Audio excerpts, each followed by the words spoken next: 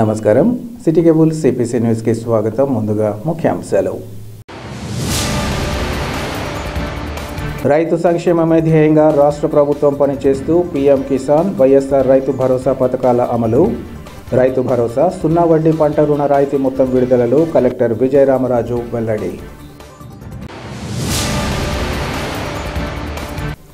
తన అభిమానులు శ్రేయోభిలాషుల సూచనల మేరకు తాను వైఎస్ఆర్సీపీలో చేరి ముందుకు సాగాలని నిర్ణయం.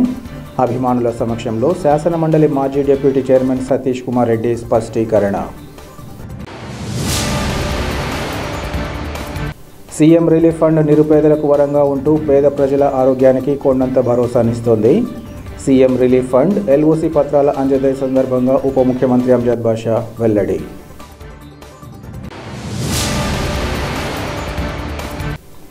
కాంగ్రెస్ పార్టీ దేశంతో పాటు రాష్ట్రంలో రోజురోజుకు బలపడుతూ రాబోయే ఎన్నికల్లో అధికారంలోకి వచ్చేందుకు మార్గం సుగమం. పార్టీలో చేరికల సందర్భంగా APCC media chairman Nareddy Tulasi Reddy స్పష్టం. రైతుల సంక్షేమమే ధ్యేయంగా రాష్ట్ర ప్రభుత్వం పనిచేస్తూ పీఎం కిసాన్, వైఎస్ఆర్ రైతు భరోసా పథకాన్ని అమలు చేస్తోందని కలెక్టర్ విజయరామరాజు తెలిపారు. ముఖ్యమంత్రి వైఎస్ జగన్మోహన్ రెడ్డి బుధవారం పీఎం కిసాన్, వైఎస్ఆర్ రైతు భరోసా 5వ ఏడాది 3వ విడత ఆర్థిక సహాయంతో పాటు రబీ 2021-22, ఖరీఫ్ 2022కు సంబంధించిన సున్నా వడ్డీ పంట రుణాల రాయితీ మొత్తాన్ని బటన్ నొక్కి రైతుల ఖాతాలకు నేరుగా బదిలీ చేశారు. కలెక్టరేట్ నుంచి వీసీ ద్వారా అధికారులు ఇందులో పాల్గొన్నారు. వీడియో కాన్ఫరెన్సింగ్ ముగిశాక అతిథులతో కలిసి కలెక్టర్ రైతులకు వైఎస్ఆర్ రైతు భరోసా సున్నా వడ్డీ రాయితీ మొత్తాన్ని మెగా చెక్ రూపంలో రైతులకు అందించారు. అనంతరం కలెక్టర్ మాట్లాడుతూ రైతు భరోసా వల్ల వ్యవసాయంపై రైతుల్లో మరింత మక్కువ పెరిగిందన్నారు. దేశంలోనే తొలిసారిగా కౌలు రైతులతో పాటు దేవాదాయ, అటవీ భూములు సాగు చేసుకుంటున్న వాస్తవ సాగుదారులకు కూడా ప్రభుత్వం ఈ పథకాన్ని వర్తింపచేస్తున్నట్లు చెప్పారు. 2023-24 సీజన్కు సంబంధించి 3వ విడత పెట్టుబడి సాయాన్ని ఒకేసారి రైతులకు అందజేయడం అభినందనీయమన్నారు. పంట హక్కు సాగు పత్రాలు పొందిన వారిలో అర్హులైన ఎస్సీ, ఎస్టీ, బీసీ, మైనార్టీ కౌలుదారులు, దేవాదాయ భూములు సాగు చేసుకుంటున్న రైతులతో పాటు అటవీ భూముల సాగుదారులకు కూడా 3 విడతల్లో 13,500 రూపాయల సాయాన్ని అందించారని పేర్కొన్నారు. ప్రకృతి వైపరీత్యాల కారణంగా దెబ్బతిన్న పంటలకు పరిహారాన్ని ఆ సీజన్ ముగిసేలోపే ప్రభుత్వం అందిస్తున్నట్లు ఈ సందర్భంగా చెప్పారు. అర్హత కలిగి రైతు భరోసా పథకం ఇంకా పొందని వారు ఎవరైనా ఉంటే సంబంధిత వార్డు, గ్రామ వాలంటీర్లు, సచివాలయ అగ్రికల్చర్ అసిస్టెంట్లు, మండల వ్యవసాయ అధికారులను సంప్రదించాలని కలెక్టర్ సూచించారు.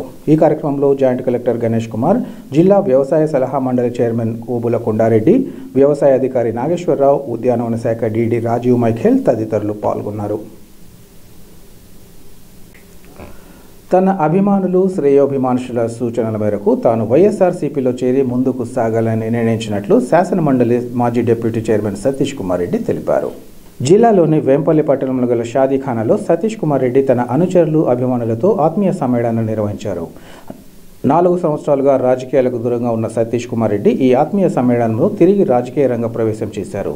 ఈ సందర్భంగా సతీష్ కుమార్ రెడ్డి మాట్లాడుతూ గత కొంతకాలంగా రాజకీయంగా దూరంగా ఉన్న తాను మళ్లీ రాజకీయాల్లోకి రావాలని తన వర్గం శ్రేయోభిలాషులు కోరుతున్నారని చెప్పారు. తాను రాజకీయాలకు వచ్చిన దగ్గర నుంచి 2020 వరకు టీడీపీకి ఎనలేని కృషి చేసినట్లు ఆయన తెలిపారు. టీడీపీ తన కుటుంబం అనుకున్నానని, కానీ 4 ఏళ్ల రాజకీయాలకు దూరంగా ఉన్నా తనను పట్టించుకోలేదని అన్నారు. తాను నమ్మిన నాయకుడు, ఆయన కుమారుడు తనను కొందరితో లాలూచి పడ్డాలని అవమానించారని ఈ సందర్భంగా చెప్పారు. ప్రాణమైన ఇవ్వడానికి సిద్ధపడ్డ తానను వైఎస్ కుటుంబంలో లాలూచి పడ్డానని చెప్పడం బాధ కలిగించిందన్నారు. ఇంత అవమానించిన తర్వాత ఆ పార్టీలో ఉండడం సరికాదని ఆ రోజు రాజీనామా చేసినట్లు ఆయన చెప్పారు. తన కోపం తన టీడీపీలో కలిసి తిరిగిన పెద్ద నేతలు చంద్రబాబును అడిగినా ఆయన పట్టించుకోలేదని అన్నారు. కానీ 4 రోజుల నుంచి పరిస్థితులు మారాయని ఆవేదనతో తెలిపారు. ముఖ్యమంత్రి జగన్ తన వారిని తన వద్దకు పంపించి తనను ఆహ్వానించడం ఎంతో ఆనందంగా అనిపించిందన్నారు. తాను ఎవరితో పోరాడానో వారు తనతో స్నేహస్తం ఇచ్చారని, తాను ఎవరి కోసమైతే ప్రాణాలు ఇవ్వడానికి సిద్ధపడ్డానో ఆయన తనను పట్టించుకోలేదని అన్నారు. సీఎం తన వారిని పంపించిన తర్వాత టీడీపీ వారు వచ్చారని ఆయన తెలిపారు. ప్రతి గ్రామంలో మన అందరి గౌరవాలు నిలబడే విధంగా వైసీపీలో చేరడానికి ముందుకు వెళ్తామని ఈ సందర్భంగా వివరించారు. మాతో చెప్పంపించారు. మీరు దయచేసి మా ఆహ్వానాన్ని మన్నించి వైఎస్ఆర్ కాంగ్రెస్ పార్టీలోకి రమ్మని శనివారం రోజు వీళ్ళు అడగడం జరిగింది. వాళ్ళందరితో కూడా ఒకటే చెప్పా, నిర్ణయం తీసుకునే ముందు నాతో పాటు ప్రయాణం చేసేటువంటి వ్యక్తులందరికీ కూడా నా విషయం తెలియజేయాలా, వీలైనంత మందికి నేను నచ్చజెప్పాలా, కన్విన్స్ చేయాలా, నాతో పాటు తీసుకొని వచ్చేటువంటి ప్రయత్నం చేయాలి. కాబట్టి ఒక 3 రోజుల్లో సమావేశం పెట్టుకొని అందరి అభిప్రాయాలు తెలుసుకున్న తర్వాత నా నిర్ణయం చెప్తానని చెప్పి వాళ్ళకి చెప్పడం జరిగింది. దాని తదనంతరం ఆ మరుసటి రోజు నుంచి తెలుగుదేశం పార్టీ నాయకులు కూడా నన్ను కలవడం జరిగింది. చంద్రబాబు నాయుడు గారితో మాట్లాడిస్తాము, ఫోన్లో మాట్లాడతారు, మీరు తెలుగుదేశం పార్టీలోకి వస్తేనే మీకు సముచిత స్థానం ఉంటుంది, తెలుగుదేశం పార్టీలోకి రమ్మని చెప్పి తెలుగుదేశం పార్టీ నాయకులందరూ కూడా నన్ను కోరడం జరిగింది. ఈ రెండింటినీ నేను చూసిన తర్వాత 29 సంవత్సరాలు కష్టపడినా నన్ను పట్టించుకునేటువంటి నాయకత్వం వైపు పోవాలన్నా, నేను 29 సంవత్సరాల నుంచి పోరాడుతున్న మంచి మనసుతో నాకు స్నేహహస్తం అందించినటువంటి వ్యక్తి వైపు పోవాలా అని చెప్పి ఆలోచన చేసిన తర్వాత, అనుచరులందరితో మాట్లాడిన తర్వాత స్నేహహస్తం అందించినటువంటి జగన్మోహన్ రెడ్డి పార్టీనే బలోపేతం చేయడానికి నిర్ణయం తీసుకోవడం జరిగింది. ఈ పత్రికాముఖంగా నేను తెలియజేస్తున్నాను. సీఎం రిలీఫ్ ఫండ్ నిరుపేదలకు వరంగా ఉంటూ పేద ప్రజల ఆరోగ్యానికి కొండంత భరోసానిస్తోందని రాష్ట్ర ఉప ముఖ్యమంత్రి అంజద్ బాషా తెలిపారు. ఈరోజు కడప నగరంలోని ఉప ముఖ్యమంత్రి క్యాంపు కార్యాలయంలో సీఎం రిలీఫ్ ఫండ్ కింద మంజూరైన 18.40 లక్షల చెక్కులు, 4 లక్షల ఎల్ఓసి మొత్తం 22.40 లక్షల రూపాయలను లబ్ధిదారులకు పంపిణీ చేశారు. ఈ సందర్భంగా అంజద్ బాషా మాట్లాడుతూ ఆరోగ్యశ్రీ పథకంలో ప్రస్తుతం 5 లక్షల నుంచి 25 లక్షలకు పెంపు చేయడం అద్భుతమన్నారు. రాష్ట్ర ముఖ్యమంత్రి వైఎస్ జగన్మోహన్ రెడ్డిని ఆశీర్వదించాలని ఈ సందర్భంగా కోరారు. పేదల ఆరోగ్య సమస్యలను పరిష్కరించడం కోసం రాష్ట్ర ప్రభుత్వం ఎల్లప్పుడూ ప్రజల వెన్నంటి ఉంటుందని ఆయన తెలిపారు. రాష్ట్ర ముఖ్యమంత్రి వైఎస్ జగన్మోహన్ రెడ్డి ప్రతి పేదవాడిని ఆదుకోవడం కోసం ఆరోగ్యశ్రీ పథకం వర్తించని జబ్బులకు ముఖ్యమంత్రి సహాయ నిధి కింద పేద ప్రజలకు ఆర్థిక సహాయం అందించినందుకు ముఖ్యమంత్రికి కృతజ్ఞతలు తెలియజేశారు. కడప నగరంలో ఈ 4 ఏళ్లలో 8 కోట్లకు పైగా ముఖ్యమంత్రి సహాయం కింద ఇంత పెద్ద మొత్తంలో పేద ప్రజలకు సహాయం అందించడం గొప్ప విషయమన్నారు. ఈ కార్యక్రమంలో కార్పొరేటర్లు Shafi, Babu, Azmatullah Khan, Kiran, Chennaiah, Nagendra Prasad, Ramakrishna Reddy, market yard chairman Bangaru Nagaiah యాదవ్తో పాటు ఇతర వైసీపీ నేతలు ఇంకా లబ్ధిదారులు పాల్గొన్నారు. సీఎం రిలీఫ్ ఫండ్ కింద మరి ఈరోజు 8 మందికి ఈరోజు చెక్కుల రూపంలో 22,40,000 రూపాయలు మరి ఈరోజు వాళ్ళకి అందజేయడం జరిగింది. ప్రజల యొక్క ఆశీస్సులతో ఏర్పాటైన ఈ వైఎస్ఆర్ కాంగ్రెస్ పార్టీ ప్రభుత్వం, మనందరి ప్రియతమ నాయకుడు శ్రీ వైఎస్ జగన్మోహన్ రెడ్డి గారు ఈ రాష్ట్రానికి ముఖ్యమంత్రిగా బాధ్యతలు స్వీకరించిన తర్వాత ఆ మహానేత దివంగత ముఖ్యమంత్రి డాక్టర్ వైఎస్ రాజశేఖర రెడ్డి గారు ప్రారంభించిన ఆరోగ్యశ్రీ పథకం, మరి ఆ పథకాన్ని గత 5 ఏళ్ళు తెలుగుదేశం ప్రభుత్వంలో చంద్రబాబు నాయుడు గారు నీరుగార్చడం జరిగింది.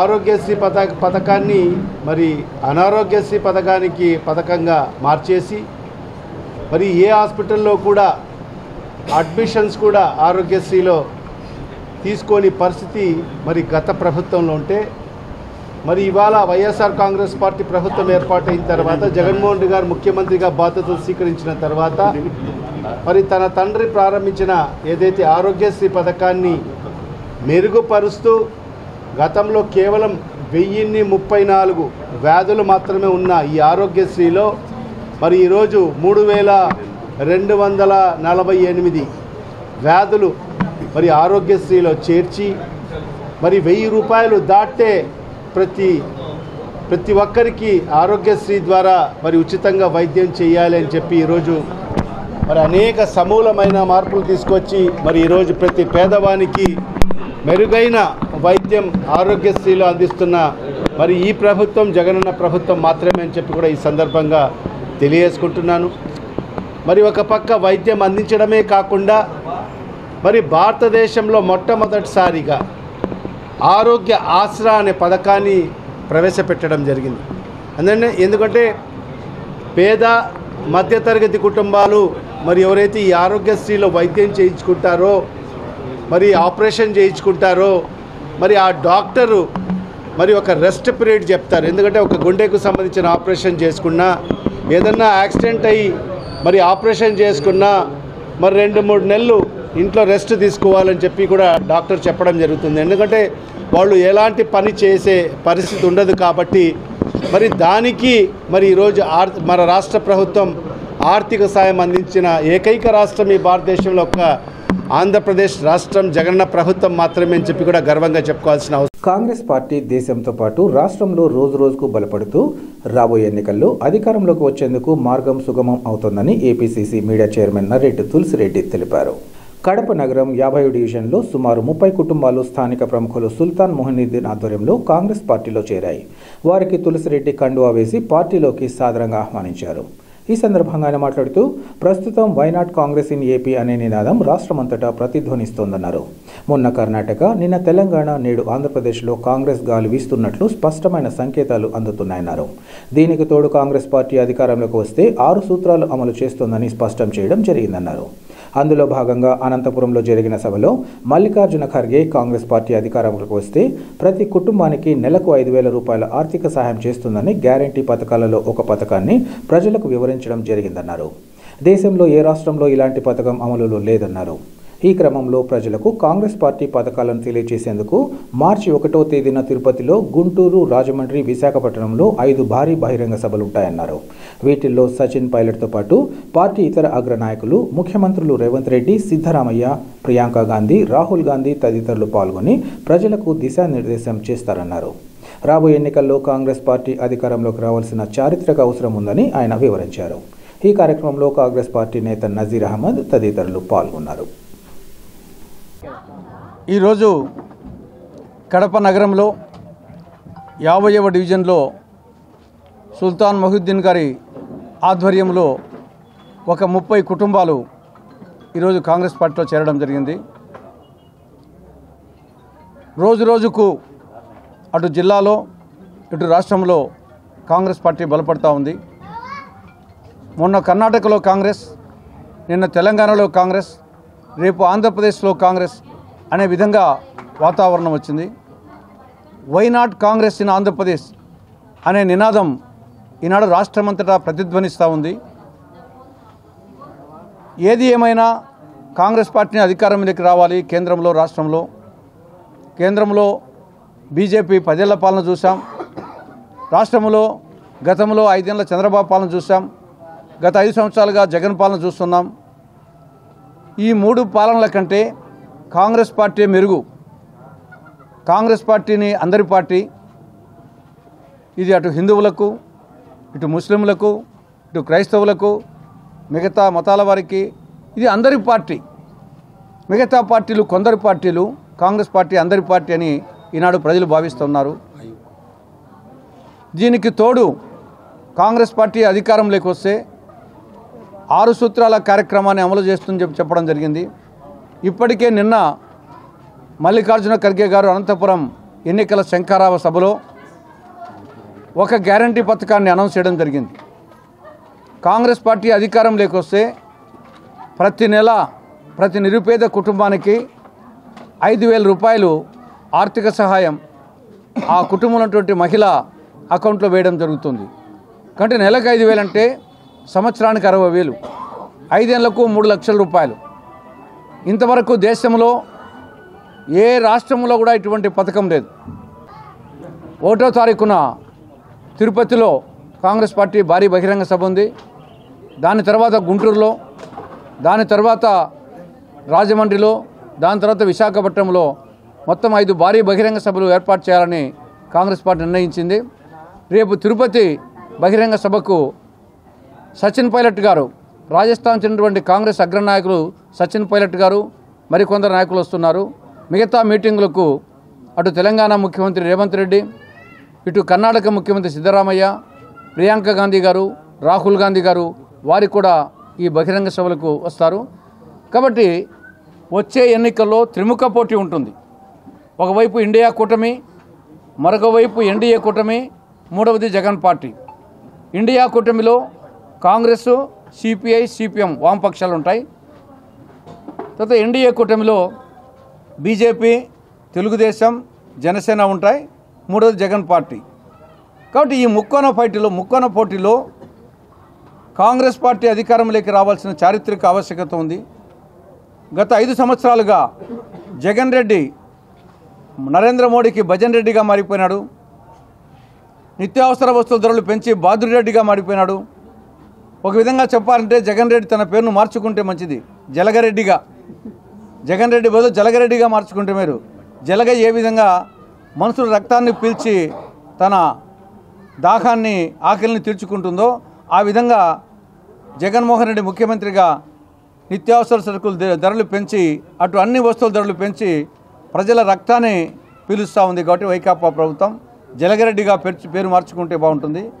ఇక మిగతా తెలుగుదేశం పార్టీ కానీ జనసేన కానీ అవి బానిస పార్టీలు. నరేంద్ర మోడీ అమిత్ షా సిట్ అంటే సిట్, స్టాండ్ అంటే స్టాండ్. కాబట్టి ఇలా ఈ మూడు పార్టీల్లో ఏ పార్టీకి వేసినా బీజేపీకి వేసినట్లే. మన రాష్ట్రంలో బి అంటే బాబు, జే అంటే జగన్, పి అంటే పవన్. బీజేపీకి షార్ట్ కట్. బి అంటే బాబు, జే అంటే జగన్, పి అంటే పవన్. కాబట్టి బాబుకు ఓటేసినా నరేంద్ర మోడీకి ఓటేసినట్లే, జగన్కు ఓటేసినా నరేంద్ర మోడీకి ఓటేసినట్లే, పవన్కి వేసినా నరేంద్ర మోడీకి ఓటేసినట్లే. నరేంద్ర మోడీకి బీజేపీకి ఓటు వేయడం అంటే మన మెట్టుతో మనం కొట్టుకోవడమే. కాబట్టి రాష్ట్ర ప్రజలు ఆలోచించవలసిందిగా విజ్ఞప్తి చేస్తున్నాం. కాంగ్రెస్ పార్టీని ఆదరించండి. ఇందిరమ్మ రాజ్యాన్ని మళ్ళా అందరం కలిసి తెచ్చుకున్నాం. అన్ని ప్రాంతాల వారు, అన్ని వర్గాల వాళ్ళు సుఖ సంతోషాలతో ప్రతి ఇల్లు ఒక ఆరోగ్య సదనం, ప్రతి ఇల్లు ఒక ఆనంద నిలయం, ప్రతి ఇల్లు ఒక సరస్వతి నిలయంగా ఉండే విధంగా కాంగ్రెస్ పాలన అందిస్తుంది. ఆలోచించమని రాష్ట్ర ప్రజానికానికి విజ్ఞప్తి చేస్తున్నాం. ఇసుక విధానం కారణంగా ఎదురవుతున్న ఇబ్బందులను గుర్తించి రాష్ట్ర ప్రభుత్వం తగిన చర్యలు చేపట్టాలని బీజేపీ జిల్లా అధికార ప్రతినిధి పాలెం సురేష్ కుమార్ రెడ్డి డిమాండ్ చేశారు. కడప నగరంలోని బీజేపీ జిల్లా కార్యాలయంలో ఏర్పాటు చేసిన విలేకరుల సమావేశంలో ఆయన మాట్లాడారు. ఇసుక విధానం వల్ల సామాన్య ప్రజలకు, నదీ ప్రాంత గ్రామాల్లోని రైతులకు, భవన నిర్మాణదారులకు ఇసుక అందకపోవడం వారి కష్టాలు వర్ణనాతీతంగా ఉన్నాయన్నారు. ముఖ్యంగా కార్మికులు జీవనోపాధి కోల్పోతున్నారని ఈ సందర్భంగా చెప్పారు. 2021లో టెండర్ల పద్ధతిలో ఇసుకను అందిస్తామని చెప్పి ఆ పద్ధతిలో కూడా సామాన్యులకు ఇసుక సరిగ్గా అందించకపోవడంతో పాటు వారి స్వలాభం కోసం ఇతర రాష్ట్రాలకు తరలించడం ద్వారా ప్రకృతి వనరులను తమ ఆదాయ వనరులుగా మలుచుకోవడం జరిగిందన్నారు. ప్రస్తుతం కేంద్ర ప్రభుత్వం ఇసుక పద్ధతిపై విచారణ జరపాలని జాతీయ హరిత ట్రైబ్యునల్ ద్వారా విచారణకు ఆదేశించిందన్నారు. ఈ కమిటీలో భాగమైన కలెక్టర్లు, ఇతర అధికారులు విచారణ నామమాత్రంగా జరిపి చేతులు దులుపుకుంటున్నారని అన్నారు. ఉమ్మడి కడప జిల్లాలో దాదాపు 25 రీచ్లలో అనధికారికంగా ఇసుకతో జరుగుతున్నాయని, వాటిలో ఏ ఒక్కటికి అనుమతి లేదని, వాటిని వెంటనే నిలిపివేయాలని భారతీయ జనతా పార్టీ డిమాండ్ చేస్తుందని తెలిపారు. ఈ కార్యక్రమంలో బీజేవైఎం రాష్ట్ర ఉపాధ్యక్షుడు పవన్ కుమార్, బీజేవైఎం జిల్లా అధ్యక్షుడు బొమ్మన విజయ్, రవికృష్ణారెడ్డి తదితరులు పాల్గొన్నారు. జగన్ గారు అధికారంలో వచ్చిన మొట్టమొదటి అధికారంలోకి వస్తానే ఫస్ట్ కన్నుబడింది ఇసుక పైన. ప్రకృతి వనరులని ఆదాయ వనరులుగా మార్చుకోవడము జగన్ నైజం. అందుకని 2019లో అధికారంలోకి వస్తానే కొత్త ఇసుక విధానం అని చెప్పి ఒకటి తీసుకొచ్చాడు. దాని ద్వారా ఆన్లైన్లో ఇసుక అప్లై చేసుకోవచ్చు. దాని ద్వారా రీచ్ల నుంచి డైరెక్ట్గా తక్కువ ధరలకే అందరికీ అందుబాటులోకి తీసుకొస్తాము. ఇది రాష్ట్రంలో కాదు దేశంలోనే అందరికీ ఒక మోడల్ లాగా ఉంటుందని చెప్పేసి ఆయన జబ్బలు తద్దుకొని చెప్పాడు. దానివల్ల ఏమైందంటే అది చేయడానికి దాదాపు 6 నెలల నుంచి సంవత్సరం రోజులు టైం తీసుకున్నారు ఫస్ట్ 2019లో. ఆ పీరియడ్లో ఎవరైతే ఈ భవన కార్మికులు ఇసుక మీద ఎవరైతే ఆధారపడి ఉంటారో, ముఖ్యంగా భవన నిర్మాణ కార్మికులు ఎవరైతే ఉన్నారో వాళ్ళందరూ ఎన్ని అవస్థలు పడ్డారంటే చాలామంది వాళ్ళకు రోజువారీ కూలి అందక, రోజువారీ పనులు దొరక్క ఎంతోమంది వలస వెళ్ళిపోవాల్సిన పరిస్థితి వచ్చింది. ఆ తర్వాత 6 నెలల తర్వాత ఇసుక విధానం తీసుకొని వచ్చి దానిలో ఈ టెండర్లు ఆన్లైన్లో అప్లై చేసుకున్నారు. అందరూ ఆన్లైన్లో అప్లై చేసుకుంటే వస్తుందని చెప్పేసి ఆన్లైన్లో సరిగా అందించగా వాటన్నిటిని వేరే రాష్ట్రాలకు స్మగ్లింగ్ ద్వారా వేరే రాష్ట్రాలకు మళ్లించి మొత్తం అది దాని నుంచి వాళ్ళకి ఇన్కమ్ ఆదాయ వనరుగా మార్చుకున్నారు తప్పితే ఆ విధానం ద్వారా రాష్ట్రానికి లేదంటే ప్రజలకు ఇక్కడ మంచి చేయాలనే ఉద్దేశం ఏమాత్రం ఆయనకు లేదు. అలా 2019లో మొదలుపెట్టిన కొత్త ఇసుక విధానము 2021లో క్లోజ్ చేసేసినారు. అది ఇది కుదరదని చెప్పేసి 2021లో టెండర్ల విధానం, టెండర్ల ద్వారా జనాలకి ఇసుక అందిస్తాము అని చెప్పేసి వేరే ఇక్కడ సంబంధించిన కంపెనీ కానీ నార్త్ సైడ్ నుంచి ఒక కంపెనీని తీసుకొని వచ్చి వాళ్ళందరి ఎవరైతే వాళ్ళకి తెలిసిన వాళ్ళ ద్వారా ఇసుకను అదే మొత్తం వేరే రాష్ట్రాలు తరలించడమే ధ్యేయంగా పెట్టుకొని మొత్తం ఇసుకను మొత్తం ఇక్కడ నుంచి తరలించారు. తర్వాత హరిత ట్రిబ్యునల్, నేషనల్ జాతీయ హరిత ట్రిబ్యునల్ అనేది ఈ ఇసుక అక్రమాల మీద రీసెంట్గా అది విచారణకు ఆదేశించింది. దానిలో ముఖ్యంగా ఏంటంటే కలెక్టరు అండ్ ఇతర అధికారులు ఉంటారు. ఈ ఇసుక అక్రమాలపై విచారణ జరపని చెప్పేసి వాళ్ళకి ఆదేశించింది. కలెక్టర్లు, ఇతర అధికారులు వీళ్ళందరూ రాష్ట్ర ప్రభుత్వ అధీనంలో ఉన్నారు కాబట్టి వాళ్ళకు సరైన నివేదికలు సమర్పించకుండా వాళ్ళు కాలయాపన చేస్తున్నారు. రీసెంట్గా ఏమైందంటే దానికి వాళ్ళ పర్మిషన్స్, ఆ టెండర్ల ద్వారా ఇచ్చిన పర్మిషన్స్ అన్నీ కూడా అయిపోయి దాదాపు 6 నెలల పైన అయిపోయింది. ఏదానికి పర్మిషన్స్ లేవు. రాష్ట్రంలో జరుగుతున్న ఇసుక తవ్వకాల్లో ఏదానికి పర్మిషన్స్ లేవు ఇప్పటి వరకు. లాస్ట్ ఈ ఫిబ్రవరి మొదటి వారంలో 41 రీచ్లకి పర్మిషన్ ఇచ్చినారు. అది ఏంటి, మాన్యువల్గా తవ్వుకోవాలి, 1 మీటర్ లోతు వరకు మిషన్స్ యూజ్ చేయకుండా మనుషులతో తవ్వుకోవాలి. అది 41 రీచ్లకి, మొత్తం 183 రీచ్లకి అప్లై చేసింటే వీళ్ళు ఓన్లీ 41 రీచ్లకి ఇచ్చినారు. అది కూడా ఏంటి, మాన్యువల్గా తవ్వుకోమని.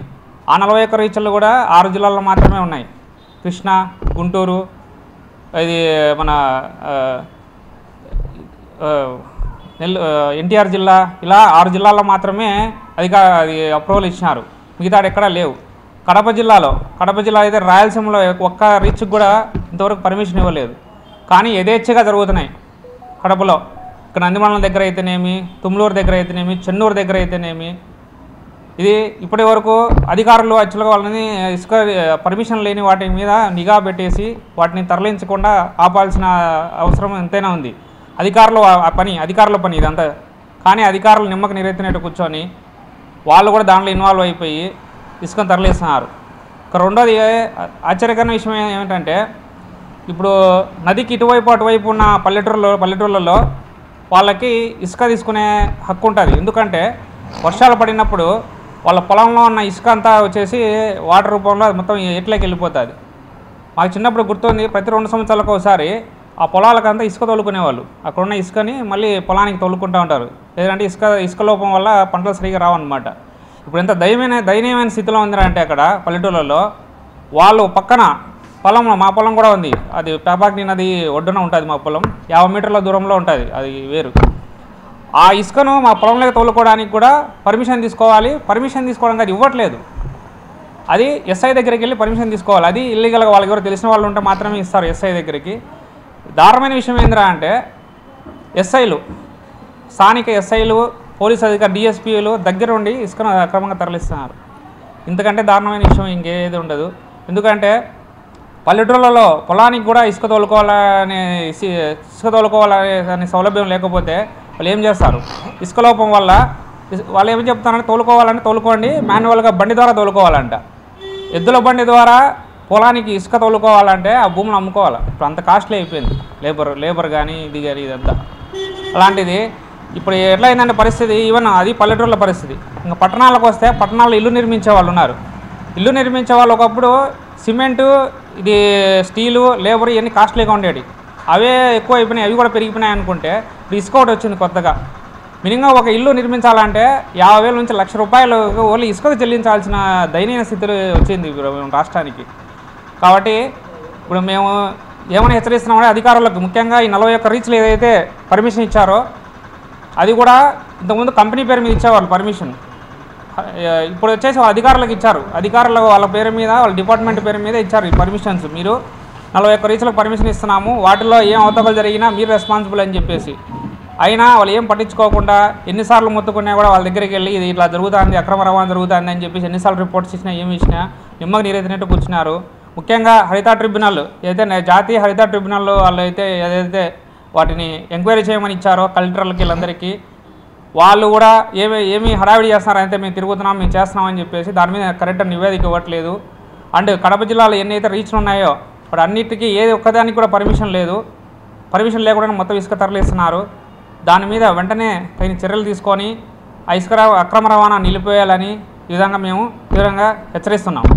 టెక్నాలజీ అభివృద్ధి చెందుతున్న ప్రస్తుత తరుణంలో చిన్నారులు తమ మేధాశక్తిని ఉపయోగించి ఎగ్జిబిట్లను ప్రదర్శించడాన్ని ప్రత్యేకంగా అభినందిస్తున్నామని ఎమ్మెల్సీ రామచంద్రారెడ్డి తెలిపారు. నేషనల్ సైన్స్ డే సందర్భంగా కడప నగరం మోచంపేటలోని శ్రీ వశిష్ఠ విద్యామందిర్ ఇంగ్లీష్ మీడియం హైస్కూల్లో ఈరోజు వైజ్ఞానిక ప్రదర్శనను నిర్వహించారు. తొలుత ఎమ్మెల్సీ విద్యార్థులు ప్రదర్శించిన ఎగ్జిబిట్లను పరిశీలించి వాటి పనితీరును అడిగి తెలుసుకున్నారు. అనంతరం ఆయన మాట్లాడుతూ, నేటి బాల శాస్త్రవేత్తలే రేపటి శాస్త్రవేత్తలుగా పనిచేసి దేశం గర్వించే స్థాయికి చేరుకుంటారన్నారు. రోజు రోజుకు దేశం అభివృద్ధి పదంలో పయనిస్తున్న తరుణంలో ఇలాంటి ప్రదర్శనల ఏర్పాటు చిన్నారుల్లో ఆలోచన శక్తిని పెంచుతారన్నారు. అటు తల్లిదండ్రులతో పాటు ఇటు ఉపాధ్యాయులు ఇలా ప్రతి ఒక్కరూ చిన్నారులను ప్రోత్సహిస్తే దేశం ప్రగతి పదంలో వెళ్తుందని ఆయన వివరించారు. చిన్నారుల ఆలోచనను తెలియజేసేందుకు అవకాశాన్ని కల్పించిన వశిష్ఠ విద్యా సంస్థల యాజమాన్యాన్ని ప్రత్యేకంగా అభినందిస్తున్నట్లు ఈ సందర్భంగా చెప్పారు. ఈ కార్యక్రమంలో పాఠశాల నిర్వాహకులు, ఉపాధ్యాయులు, విద్యార్థులు, వారి తల్లిదండ్రులు పాల్గొన్నారు. ఈరోజు నేషనల్ సైన్స్ డే సందర్భంగా వశిష్ఠ పాఠశాల యందు మోచంపేటలో చాలా చక్కగా సైన్స్ ఫేర్ కండక్ట్ చేయడం జరిగింది. ఈరోజు టెక్నాలజీ అభివృద్ధి చెందుతున్న తరుణంలో చిన్నారులు అందరూ కూడా దాదాపు 80 ఎగ్జిబిట్స్ అన్నీ కూడా వర్కింగ్ మోడల్స్ చాలా మాత్రము ప్రదర్శించడం చాలా సంతోషంగా ఉంది. ఈ పాఠశాలలో ఇంత చక్కగా ఎక్స్పెరిమెంట్స్ చేపించడము, నేర్పించడము, ఉపాధ్యాయులను, ఇక్కడ పనిచేస్తున్నటువంటి ఉపాధ్యాయులను, యాజమాన్యాన్ని అందరిని కూడా నేను అభినందిస్తున్నాను. కాబట్టి ఈరోజు బాల శాస్త్రవేత్తలే రేపు శాస్త్రవేత్తలుగా తయారవుతున్నారు. కాబట్టి ఈ పిల్లలంతా చక్కగా అభివృద్ధి చెందినట్లయితే దేశం కూడా అభివృద్ధి చెందేదానికి అవకాశం ఉంది. నవీన టెక్నాలజీ బాగా అభివృద్ధి చెందుతున్న భారతదేశంలో ఈ విధంగా ముందుకు పోవడం అనేది మనము గర్వించదగ్గ విషయం. కాబట్టి పిల్లలందరూ కూడా బాగా ఎదగాలి, దేశానికి బాగా ఉపయోగపడే విధంగా ఈ సైన్స్ అంతా కూడా బాగా ముందుకు పోతూ ఉన్నది. కాబట్టి రాబోయేటటువంటి రోజుల్లో అందరము కూడా అటు ప్రభుత్వం అయితేనేమి, ప్రజలైతేనేమి, తల్లిదండ్రులు అయితేనేమి అందరూ కూడా పిల్లలను ప్రోత్సహించాలి, సైన్స్ను ఇంప్రూవ్మెంట్ చేయాలి. ఇవన్నీ చేసినప్పుడే ప్రగతి పదంలో దేశం ముందుకు పోయేదానికి వీలవుతుందని తెలియజేస్తూ ఇంత చక్కగా చేసినటువంటి వశిష్ఠ పిల్లలందరినీ కూడా అభినందిస్తూ మేనేజ్మెంట్కు శుభాకాంక్షలు తెలియజేస్తున్నాను. కడప నగరంలోని మోచంపేటలో ఏర్పాటు చేసినటువంటి వశిష్ఠ హై స్కూల్లో నేషనల్ సైన్స్ డే సందర్భంగా ఏర్పాటు చేసినటువంటి సైన్స్ ఎగ్జిబిషన్ను వచ్చేసినటువంటి గౌరవ ఎమ్మెల్సీ రామచంద్రారెడ్డి గారితో పాటు పాఠశాల యాజమాన్యం తీసుకున్నటువంటి ఏర్పాట్లు చాలా చక్కగా జరిగాయి. మరి పిల్లలందరూ కూడా వర్కింగ్ మోడల్స్ తయారు చేసి చాలా చక్కగా ఎగ్జిబిషన్ ప్రదర్శించడం జరిగింది. మరి ఇందాక ఎమ్మెల్సీ గారు చెప్పినట్లు నేటి బాలలే రేపటి పౌరులు, నేటి విజ్ఞాన విద్యార్థులే రేపటి భావి శాస్త్రవేత్తలు అని చెప్పడంలో ఎటువంటి సందేహం ఉండదు. కాకపోతే పిల్లలకు ఈనాడు ఈ టెక్నాలజీ పెరిగినటువంటి సందర్భంలో ఆ టెక్నాలజీని సక్రమమైనటువంటి మార్గంలో విద్యార్థులు కానీ తల్లిదండ్రులు కానీ దాన్ని సక్రమైన మార్గంలో పిల్లలకి ఉపయోగపడే విధంగా తీర్చిదిద్దాలని నా యొక్క కోరిక. మరి ఆ క్రమంలో వశిష్ఠ విద్యామందిర్ పాఠశాల విద్యార్థులకు అందరికీ కూడా పాఠశాల ఉపాధ్యాయ బృందం చాలా చక్కగా వాళ్ళని తీర్చిదిద్దుతున్నటువంటి ఆ విధానం చూస్తే చాలా ఆనందం కలుగుతుంది. భవిష్యత్తులో ఈ పాఠశాల నుంచి ఈ దేశానికి ఉపయోగపడేటువంటి మంచి శాస్త్రవేత్తలు వస్తారని భావిస్తూ సెలవు తీసుకుంటున్నాను.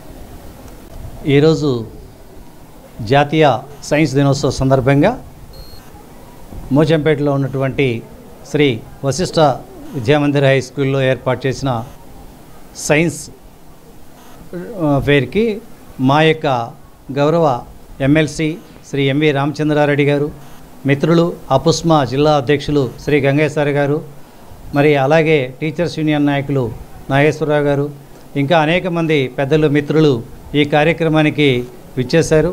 వారందరికీ కూడా కృతజ్ఞతలు తెలియజేసుకుంటూ ఉన్నా. మరి ముఖ్యంగా నవీన యుగంలో మరి సైన్స్ యొక్క ఆవశ్యకత ఎంత ఉందనేది మనందరికీ తెలిసినటువంటి విషయమే. అయితే ఎప్పటికప్పుడు కొత్త ఆవిష్కరణలు జరుగుతూ ఉన్నాయి. వాటిని సైన్స్ను మనము మానవ మనుగడకు ఉపయోగించుకోవాల్సినటువంటి సందర్భం. అయితే కొన్ని పక్కదారులు పట్టి మానవ వినాశనానికి కూడా సైన్స్ను ఉపయోగించుకుంటున్నటువంటి పరిస్థితులు ఏర్పడుతూ ఉన్నాయి. ఏది ఏమైనా కూడా భవిష్యత్ తరాలు ప్రపంచం అంతా కూడా శాంతితో ఉండాలి అంటే మనం సైన్స్ని మానవ మనుగడకు మాత్రమే ఉపయోగించాలని చెప్పేసి కోరుతూ ఉన్నాం.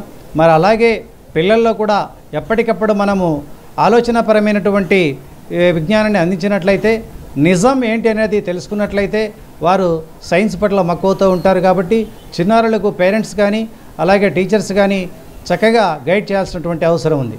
ఇలాంటి సైన్స్ ఫేర్ల వల్ల చిన్నారులలో కొత్త ఆలోచన విధానాలు రేకెత్తించే అవకాశం ఉంది. కాబట్టి మనం వాటిని మోటివేట్ చేస్తూ ఇటువంటి సెమినార్స్ ఇంకా జరగాలని, మరి అందరూ కూడా ఇటువంటి సైన్స్ అభివృద్ధి కోసం పాటుపడాలని చెప్పి కోరుకుంటూ, మరి మా పాఠశాలలో మరి ఇంతవరకు చక్కగా ఏర్పాటు చేసిన ఈ సైన్స్ ఫేర్కి కృషి చేసినటువంటి ఉపాధ్యాయ సిబ్బందికి అందరికీ కూడా పేరు పేరున కృతజ్ఞతలు తెలియజేసుకుంటూ ఉన్నా. అలాగే పేరెంట్స్ యొక్క సహకారాన్ని కూడా మరవలేనిదిగా భావిస్తూ ఉన్నా. భవిష్యత్తు రోజుల్లో కూడా పేరెంట్స్ ఇలాగే కోఆపరేట్ చేయాలని, చిన్నారులను ఆశీర్వదించాలని, మరి ఇప్పుడు ఇలా పెద్దలు కూడా వచ్చి ఆశీర్వదించడం ఎంతో మంచి విషయంగా భావిస్తూ భవిష్యత్ తరాలను ముందుకు నడిపించేటటువంటి క్రమంలో బిజీ షెడ్యూల్లో కూడా ఇటువంటి నాయకులు ముందుకు రావడం హర్షించదగ్గ విషయం. Thank you. రాయలసీమ ప్రాంతంలోనే ప్రముఖ పుణ్యక్షేత్రంగా విరాజిల్లుతున్న గండి ఆంజనేయ స్వామి ఆలయ అభివృద్ధి పనులను సకాలంలో పూర్తయ్యేలా చూడాలని కలెక్టర్ విజయ రామరాజు అధికారులను ఆదేశించారు. చక్రాయపేట మండలంలోని గండి క్షేత్రంలో రాష్ట్ర ప్రభుత్వం చేపట్టిన శ్రీ వీరాంజనేయ స్వామి వారి ఆలయ అభివృద్ధి పనులను కలెక్టర్ విజయరామరాజు పాడా ఓఎస్డీ అనిల్ కుమార్ రెడ్డితో కలిసి పరిశీలించారు. అనంతరం ఆయా పనులపై దిశానిర్దేశం చేశారు.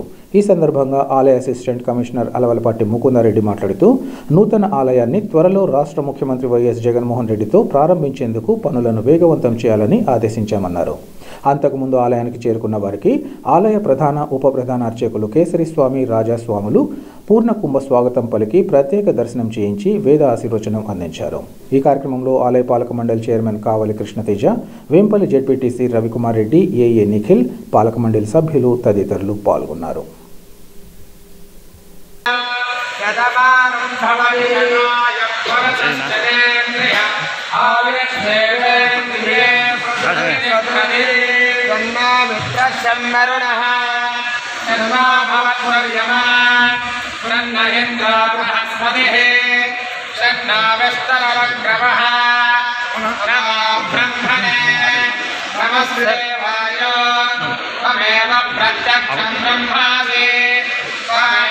प्रत्यक्षं ब्रह्म वदिष्यामि उदं वदिष्यामि सत्यं वदिष्यामि तन्मामवतो तद्भक्तारमवतो अवताम् अवतभक्ताम् ॐ शान्ति शान्ति शान्तिः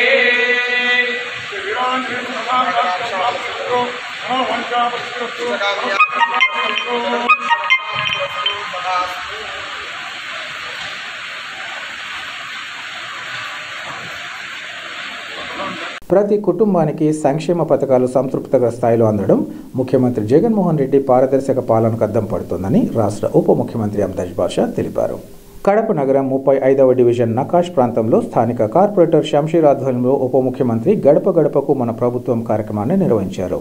ఉప ముఖ్యమంత్రి రాష్ట్ర ప్రభుత్వం పేద ప్రజల కోసం అమలు చేస్తున్న సంక్షేమ పథకాలు ఏ విధంగా ప్రజలకు చేరుతున్నాయో అడిగి తెలుసుకున్నారు.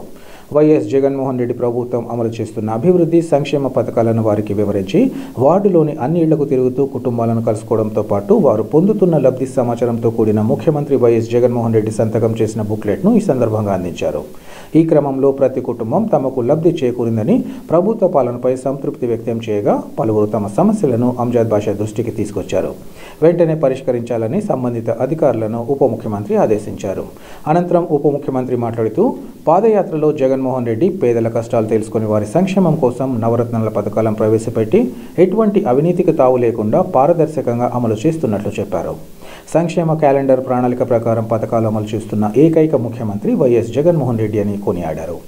రాష్ట్ర ప్రజల సంక్షేమం అభ్యున్నతే రాష్ట్ర ప్రభుత్వ ధ్యేయంగా ముఖ్యమంత్రి పనిచేస్తున్నారని, దేశంలో ఎక్కడా లేని విధంగా కుల మత పార్టీలకు అతీతంగా అర్హత ఉన్న పేద ప్రజలందరికీ సంక్షేమ పథకాలను అందిస్తున్న ముఖ్యమంత్రి వైఎస్ జగన్మోహన్ రెడ్డిని ప్రతి ఒక్కరూ దీవించాలని కోరారు.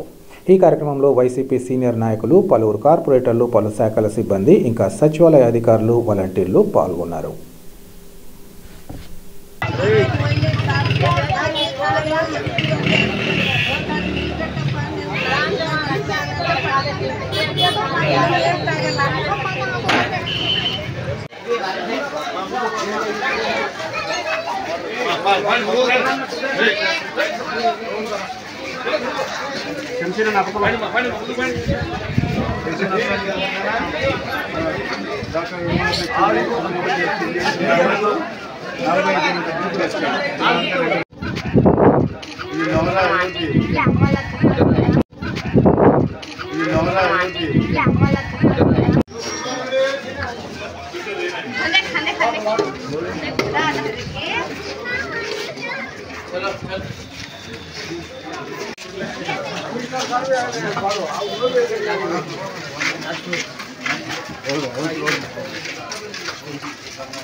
बेटी को डाकरा के पैसे डाकरा में ही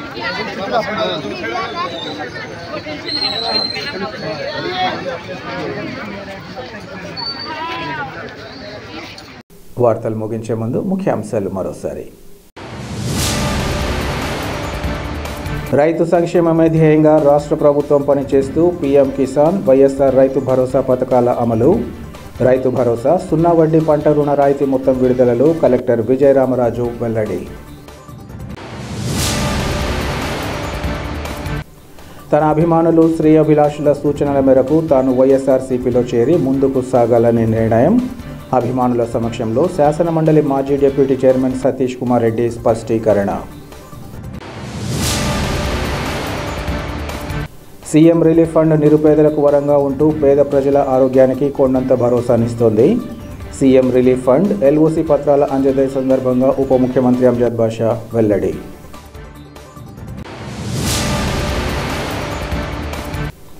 కాంగ్రెస్ పార్టీ దేశంతో పాటు రాష్ట్రంలో రోజురోజుకు బలపడుతూ రాబోయే ఎన్నికల్లో అధికారంలోకి వచ్చేందుకు మార్గం సుగమం. పార్టీలో చేరికల సందర్భంగా APCC media chairman Nareddy Tulasi Reddy స్పష్టం. సిటీ కేబుల్ సిపిసి న్యూస్ ఇంతటితో సమాప్తం. నమస్కారం.